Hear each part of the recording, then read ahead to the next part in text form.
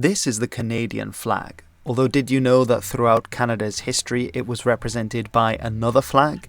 Well, that's what we're going to talk about in today's video. What happened to the old Canadian flag?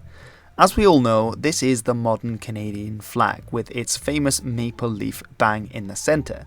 The oldest flag that we know of that was used in Canada before was in 1479, when the English flag of St. George was raised by John Cabot over Newfoundland, as it's pronounced.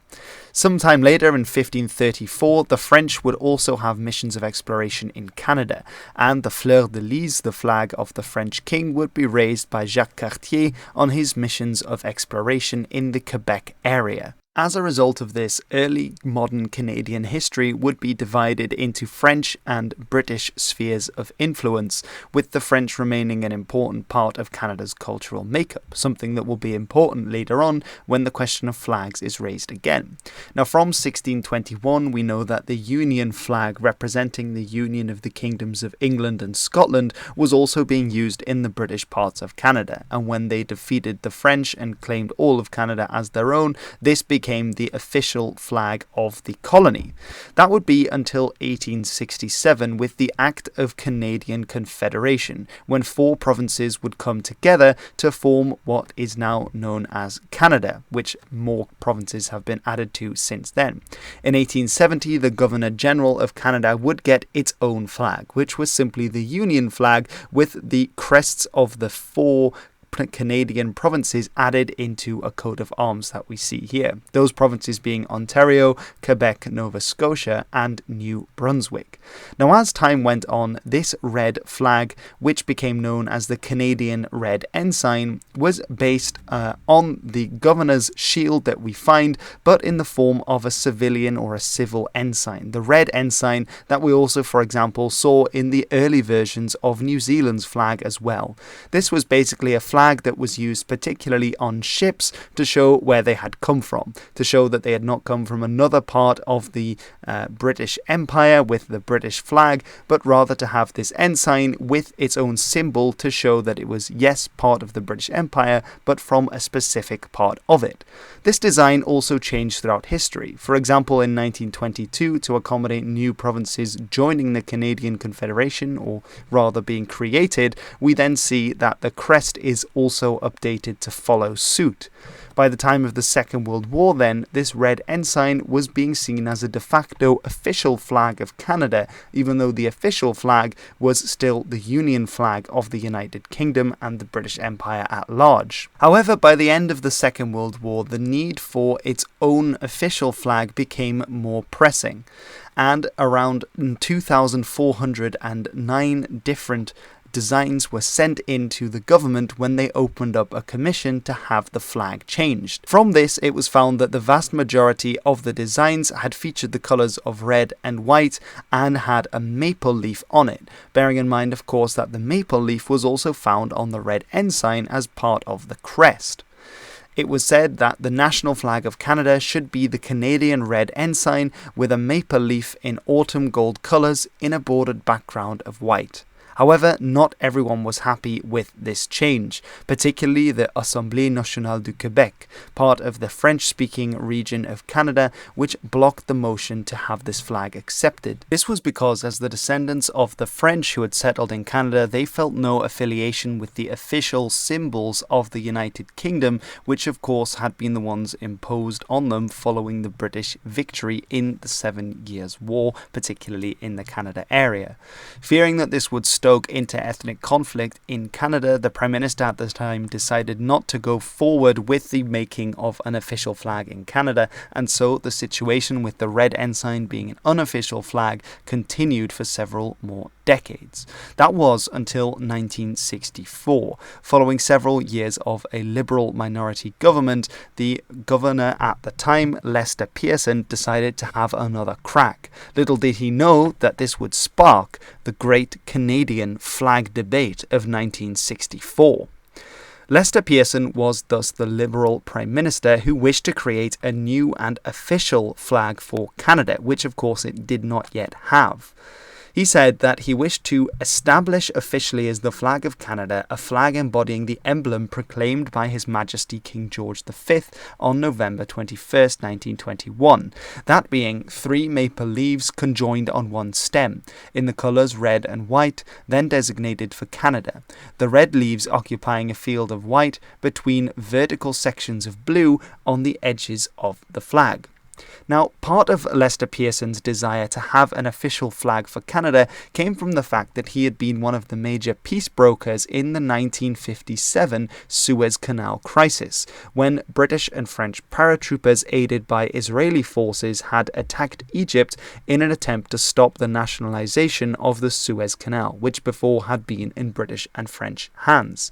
As a result of the peacekeeping process, Lester Pearson had, involved with the UN, sent a peacekeeping force consisting of Canadian troops. However, the Egyptian President Nasser had actually objected to the presence of Canadian peacekeepers because the symbol found in the Red Ensign being used by the troops was the same as the flag of the United Kingdom, and therefore he felt they could not truly be partial, or rather impartial, to the demands of the British and truly a neutral force.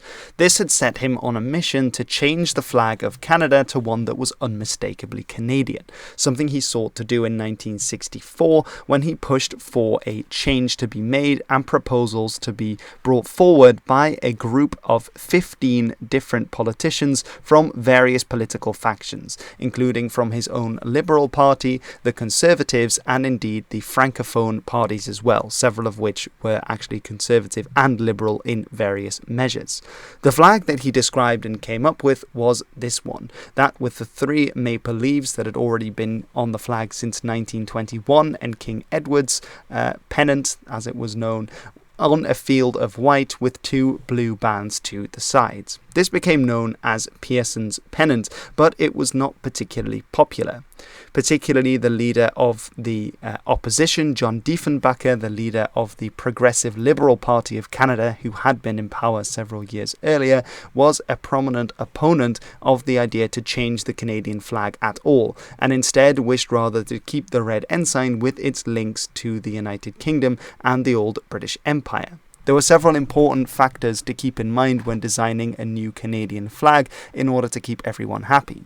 Part of Canadian society, particularly those descended from the English and more broadly the British that had come over in the colonial period, were in favour of keeping the British symbols and indeed in favour of keeping the Red Ensign as it was.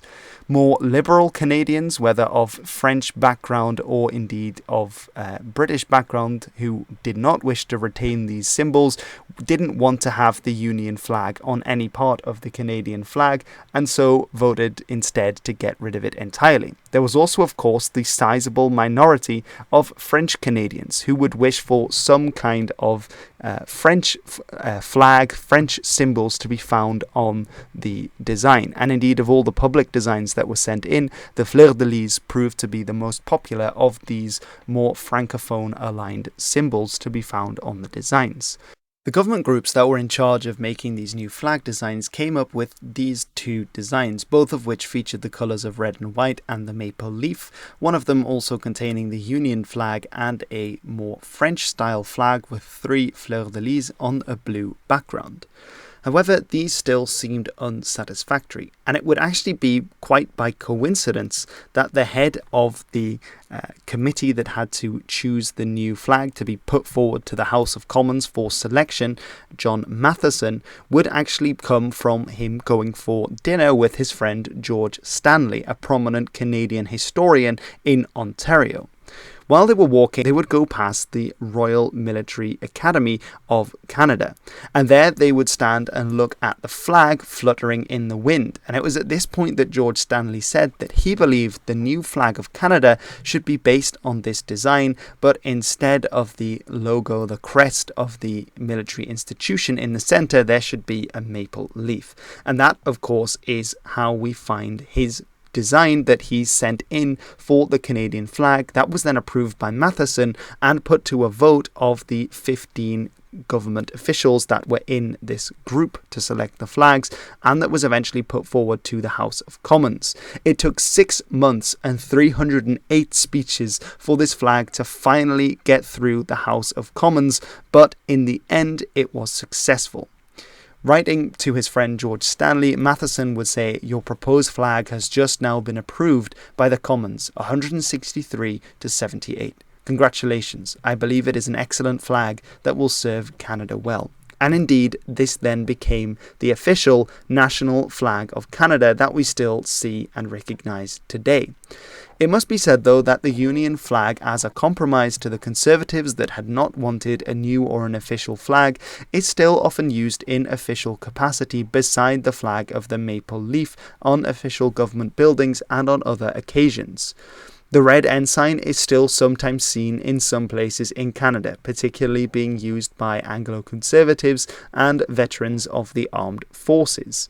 That said, the Red Ensign can still be seen as the base for several of the provincial flags of Canada, with the provincial crest and the St. George's Cross then being used in place of the crest of all of the Canadian provinces, as it was found on the Canadian Red Ensign. But for now, that is all I have to talk about the Canadian flag and the Canadian Red Ensign and the Great Canadian Flag debate of 1964. Let me know in the comments below, do you think that Canada should have retained the Red Ensign with its historical connections to the United Kingdom and its part in the British Empire? Or do you think that the new flag that represents Canadians of various backgrounds is a good compromise? I personally quite like the new Canadian, I say new, 1964 is not that new. I personally quite like the Canadian flag and think it's a very recognisable one. It's, flags with leaves on them, whether they're of water lilies or of maple leaves, I think is always a great idea. So Frisians and Canadians have something in common on their flag, which I think is quite nice. But anyway, let me know in the comments below, did you enjoy this video? Did you learn something new about the Canadian flag? And if you don't like the maple leaf flag, which one should replace it? I'm very curious to see your responses. Anyway, thank you so much for watching. I have been Hilbert, and this has been The History.